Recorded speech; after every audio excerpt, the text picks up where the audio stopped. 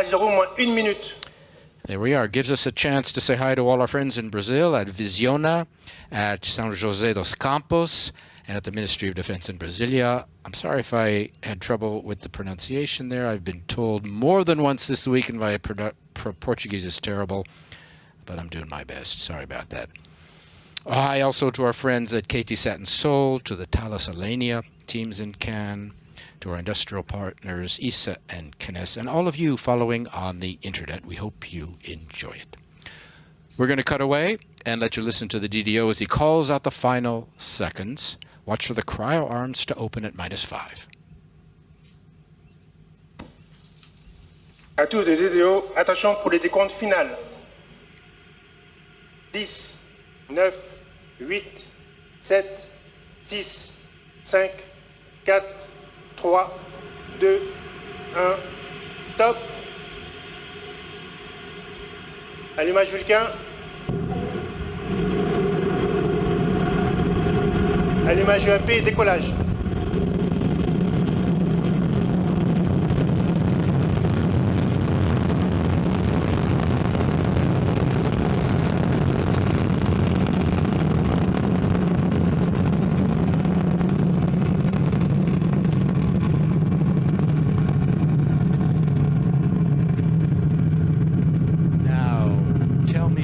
Was that worth the wait or not? Ariane-5 beginning her mission, lifting off beautifully from the ground here in French Guiana with a lot of fire. Beginning her mission, the 4th for Arianespace this year, with her 2 new satellites for different regions, for Latin America and for Asia. Making her way up through the clouds, which have passed over us, giving us a great Les paramètres bord sont normaux. DDO says everything is well on board.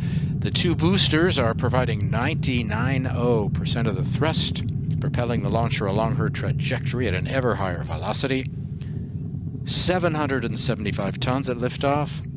That's a total mass. She's burning 5 tons of fuel every second, 2.5 tons in each booster, and another 300 kilos in the core stage. Ariane-5 is now following the propulsion est normale in the onboard computer, which gives all the orders. The DDO says everything is fine on board. We're in the first of 4 flight phases. We'll describe each in turn so you can follow Ariane as she heads east across the Atlantic. Right now, the first flight phase, the single core stage engine and the boosters are burning. Boosters going to burn for another 20-25 seconds. Tous les paramètres bord sont normaux. Extinguished, and with the good viewing conditions, you'll be able to see those boosters flame out and even probably fall back from the launch vehicle. So get ready for that. That's quite a sight in about 20 seconds. We're 15 kilometers from the launch pad here in Jupiter, but even here you can feel the sensation of liftoff. And at about 1 minute and 30 seconds after launch, the delayed sound comes over here. There is the flame out of the boosters. Séparation des étages d'accélération à poudre. And the DDO has confirmed it. You can see on either side there's a single point of a light in the middle. That's the launcher making her way eastward. On either side you can see the flamed out boosters trailing a little smoke. Lovely sight, and in another minute we may, if we're lucky, be able to see the extinction of the fairing. That'll be nice. That'll make another couple of points of light. The 2 boosters fall 500 kilometers from shore in a protected area. What that looks like is this. There's another booster on the left of the vehicle out of camera range. La trajectoire est normale. At the bottom of your screen, on the left our altitude, on the right our speed. You can see that in 2 minutes, Ariane has already hit a speed of over 2 kilometers per second. The speed we need to inject a satellite is roughly 9 kilometers per second. So keep your eyes on the numbers. When we get near the region of 9 kilometers, you'll know we're getting close to separation. The DDO has called out separation of the fairing, and you can see that up there. Another 2 points of light. What that looks like from the vehicle point of view, that's one half on the left, another half falling out of camera range on the right. We can separate the fairing now, revealing, as you can see on the top, our first satellite, Brazilian satellite. We can separate the fairing because we're out of the dense layers of the atmosphere, over 100 kilometers up. there's neither friction nor heating, which could disturb the passengers. Once a year, a launch is dedicated to a town that's part of the Ariane Cities group. Tonight, Lampoltshausen. Whoever wants to present the world from this perspective was most probably given the propulsion for that in Lampoltshausen. Lampoltshausen, as a part of the municipality of Harthausen, is situated in the middle of Europe, in Heilbronner Land, surrounded by a beautiful cultural landscape, high-tech and space-tech included. The Space Center Lampoltshausen is a well-known brand in space technology. Unique in Europe are the test stands, where propulsion systems are partly tested almost under flight conditions. We are very proud that the Space Center Lampoltshausen is situated in the municipality of Harthausen.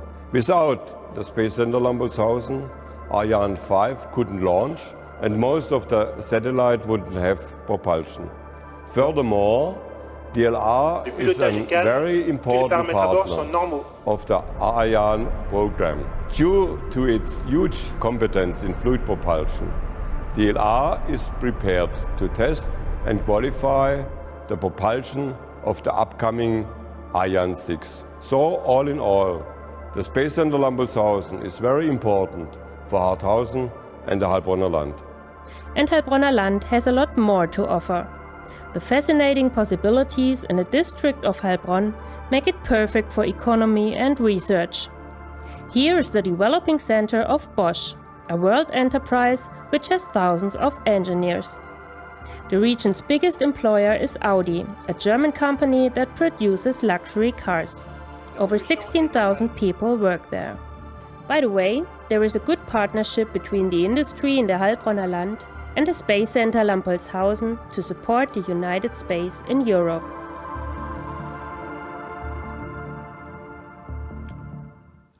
With the boosters gone, we're in the second powered flight phase. The single engine, the core stage, is burning now. Our speed is important at this moment, and that's the role of the main stage. Its cryogenic propellant system, that's very cold fuel, is not only highly efficient, but can provide a push that can last a long time. There are two different propulsion systems on the Ariane-5, cryogenics as used in this main stage. Cryogenics in the main stage, more efficient than the solid propellant which was used in the boosters. Basically, solids get us off the ground, away from the pull of the Earth, basic power. Cryogenics are for more precision orienting of the vehicle. And of course, they also allow a stage to be reignited, but that's in the other version of Ariane where we're not using tonight. Ariane-5 is the heavy lift launcher. Remember, the other two members of the family, Soyuz for middle-sized payloads, 2 and 3 tons, and Vega, the light lift vehicle for missions of, well, roughly 1 ton. On the left is the long white tube. That's the lower stage. And above that, a white band, vehicle equipment bay where the computers are. There's a black bell-shaped structure, which is the Silda, which carries the second satellite. This is the first of what may be several shots of the launch and replay. You can look at those moments. Again, the Ariane-5 took off from the pad just close to 8 minutes ago. We have cameras at several of the half-dozen observation sites that are stationed across the base, and they furnish us with shots from different angles. Here's another one, and we should have even more later on. I believe the DDO has confirmed, yes he has, the acquisition of the Ariane signal by our first downrange tracking station. That's at Natal, across the border in Brazil.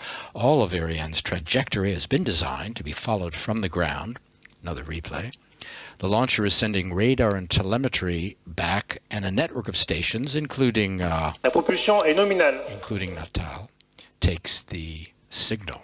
We wanted to say hello to our friends at Natal, run by the Brazilian Armed Forces, because since the very first launch of Ariane in the program, Christmas Eve 1979, they have been part of every launch that's gone east of every one of our 3 Ariane members of our Ariane family. So nice work.